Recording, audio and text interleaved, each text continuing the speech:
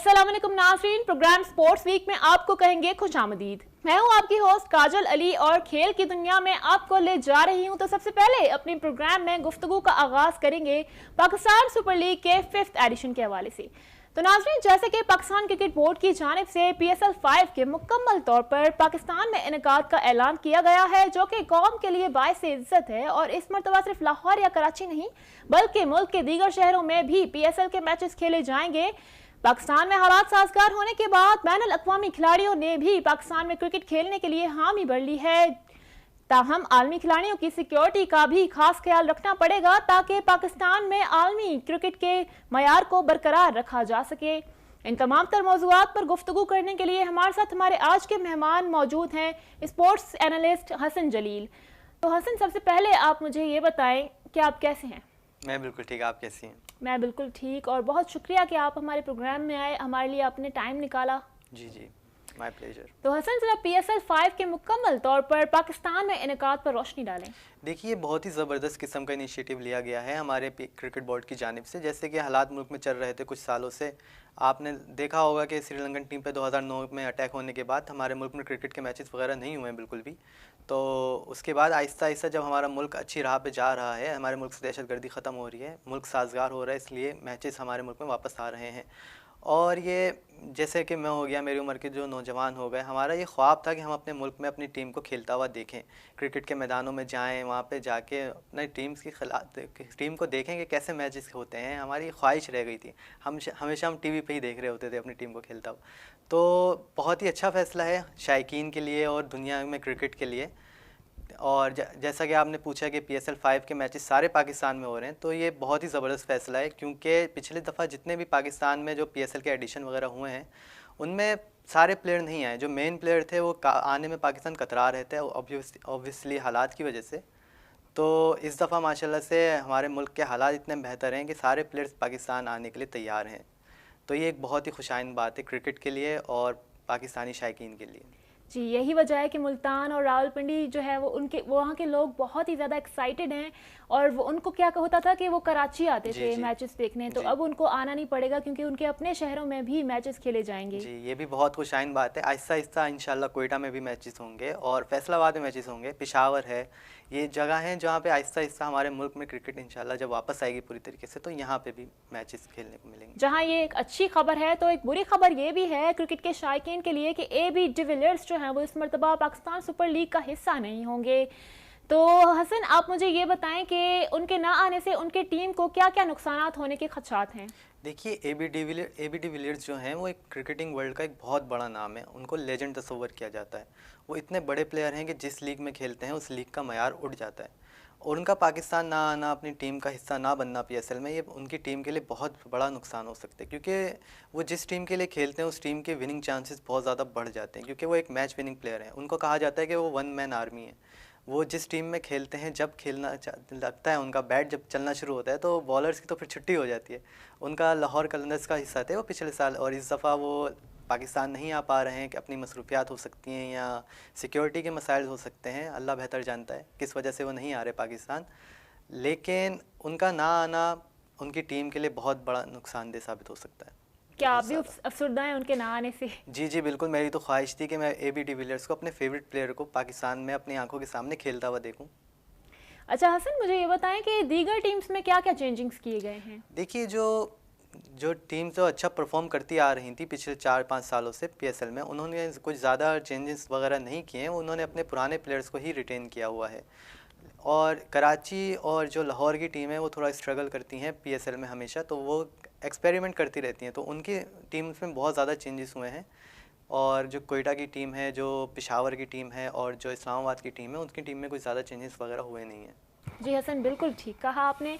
तो नाजरीन, कौमी क्रिकेट के मंजरनामे पर यूं तो मोटे, दुबले और छोटे कद के खिलाड़ियों के तो अक्सर शमूलियत के रिकॉर्ड्स मौजूद हैं, लेकिन लाहौर कलंदर ने एक 7 फुट 4 इंच का एक नया हीरा तलाश कर लिया है।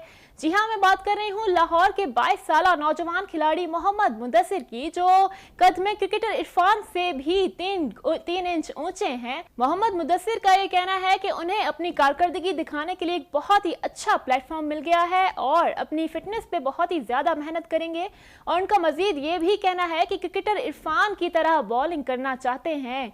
अच्छा हसन, आप मुझे ये बताएं कि मोहम्मद मुदस्सिर के फ्यूचर को आप कैसा देखते हैं?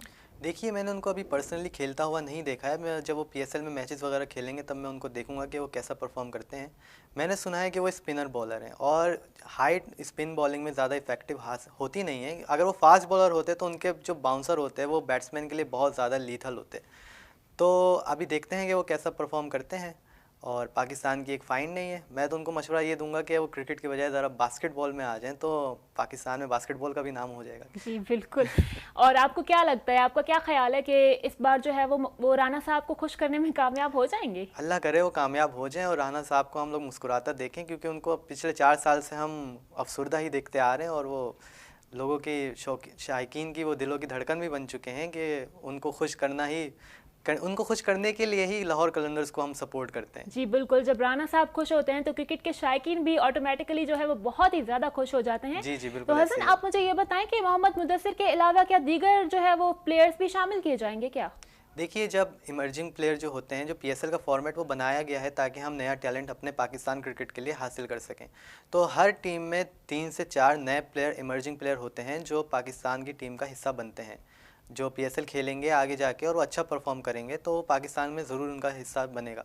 जैसे कि पिछले साल हमने कोयटा ग्लैडिएटर के प्लेयर देखे, मोहम्मद हसनैन, वो 17 साल के प्लेयर हैं, उन्होंने इतनी अच्छी बॉलिंग की पिछले साल पीएसएल में, तो और वो इस दफ़ा पाकिस्तान टीम का हिस्सा बन गए। ऑस्ट्रेलिया में उन्होंने मैचेस भी खेले हैं। इसी तरह हमारे शाहीन शाह अफरीदी भी हैं, वो लाहौर कलंदर में उन्होंने पिछले साल खेला था और इस साल वो पाकिस्तान की टीम में भी खेल रहे हैं। तो हमें पीएसएल के थ्रू पाकिस्तान का जो ये रॉ टैलेंट है ये हमें हासिल होगा।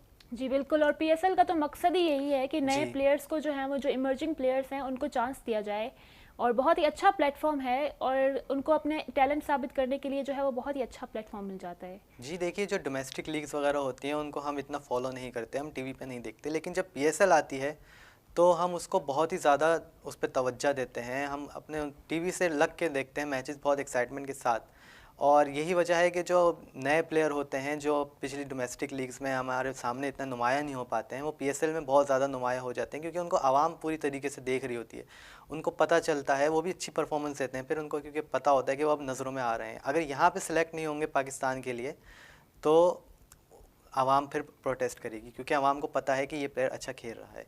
ये जो चीज़ डोमेस्टिक क्रिकेट में हम प्लेयर्स को हासिल नहीं होती वो पीएसएल में हासिल होती है, तो इसलिए पीएसएल में वो ज़्यादा उनके चांसेस अच्छे हैं परफॉर्म करने के। जी बिल्कुल हसन, मैं जाते जाते आपसे एक सवाल पूछना चाहूँगी कि आप किस टीम के सपोर्टर हैं और आप अपनी प्रेडिक्शन भी बता दें साथ ही कि आप जो है वो क्या समझते हैं कि कौन सी टीम्स इस बार मोस्ट फेवरेट होंगी? देखिए, मेरी फेवरेट टीम तो कोयटा ग्लैडिएटर ही रही है, क्योंकि मैं खुद कोयटा का हूँ और माशाल्लाह से वो टीम परफॉर्म भी बहुत अच्छी करती है। सरफराज हमारी टीम को राज हैं कोयटा ग्लैडिएटर्स को, उनके जो डिसीजंस होते हैं और जो हमारे प्लेयर हैं वो बहुत ही अच्छा परफॉर्म करते हैं, कोयटा ग्लैडिएटर की टीम के लिए बहुत ही फ़ायदेमंद साबित होते हैं। इसी तरह जो इस्लामाबाद की टीम है और जो पेशावर की टीम है, हर साल की दफ़ा यही 3 कोयटा, पेशावर और इस्लामाबाद, ये टीम मुझे मोस्ट फेवरेट लग रही हैं। और कराची हो गया, लाहौर हो गया, इनकी थोड़ी परफॉर्मेंस थोड़ी डाउन रहती है, तो ये एक्सपेरिमेंट करते हैं, तो इनके नए प्लेयर जो आते हैं हमेशा इनकी टीम में बहुत ज़्यादा चेंजेस होते हैं हर साथ। और कोयटा ग्लैडिएटर हो गया, इस्लामाबाद यूनाइटेड हो गया और पेशावर ज़ल्मी हो गया, इनकी टीम की कामयाबी का राज यही है कि जो इनके पिछले शुरू से जो प्लेयर चलते हुए आ रहे हैं उन्हीं पर रिलाई करते हैं ज़्यादातर, तो चांसेस भी मुझे उन्हीं के लग रहे हैं इन तीनों में से। और अगर लाहौर या कराची में से कोई आता है तो मुझे कराची के चांसेस लग रहे हैं कि वो कुछ ब्रेक थ्रू कर सकते हैं इस दफ़ा, क्योंकि उनकी प्लेयर चॉइस बेहतर है लाहौर के मुकाबले में। हसन, बहुत शुक्रिया कि आपने जो है वो अपनी इतनी बिजी स्केड्यूल से हमारे लिए टाइम निकाला। जी, ये मेरी खुशी की बात है कि आपके प्रोग्राम का हिस्सा बना मैं। I couldn't be more grateful to you. I'm so thankful कि आप आए और आपने इतनी अच्छी इन्फॉर्मेशन जो है वो हमारे प्रोग्राम में जो हमारे नाज़रीन को प्रोवाइड की, और उम्मीद है कि उनको भी आपका प्रोग्राम में जो है वो आपकी बातें बहुत ही अच्छी लगी होंगी। खेलों की दुनिया में फिलवक्त इतना ही। प्रोग्राम स्पोर्ट्स वीक अपने इख्तिताम को पहुंचा। अपनी होस्ट काजल अली को दीजिए इजाज़त, इंशाल्लाह फिर मिलेंगे, तब तक के लिए अल्लाह हाफिज़।